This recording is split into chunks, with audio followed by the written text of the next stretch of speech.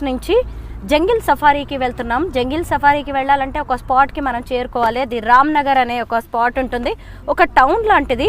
ఇప్పుడు అక్కడికి వెళ్ళి మేము జంగిల్ సఫారీ ప్యాకేజెస్ అవి మాట్లాడుకుని అక్కడ నుంచి టైగర్స్ని, వైల్డ్ యానిమల్స్, ఇంకా జంగిల్ యానిమల్స్ని చూడడానికి వెళ్తున్నాము.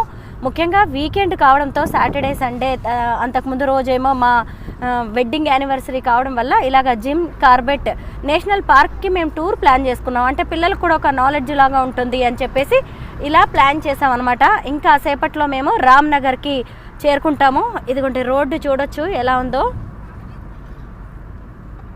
ఇదంతా వ్యాలీ. ఇంకొక వైపుకి చూసినప్పుడు వ్యాలీ కనిపిస్తుంది. అంటే ఒక పెద్ద హిల్ మీద ఉన్నాం అనమాట మేము. మా రిసార్ట్స్, ఇలాంటి రిసార్ట్స్ చాలా ఉన్నాయి. ఇక్కడ మొత్తం ఘాట్ రోడ్ లాగా ఉంటుంది అనమాట. జర్నీ డ్రైవింగ్ కూడా కొంచెం టఫ్గానే ఉంటుంది. బాగా ఎక్స్పీరియన్స్డ్ డ్రైవర్స్ మాత్రమే ఇక్కడ డ్రైవ్ చేయగలరు.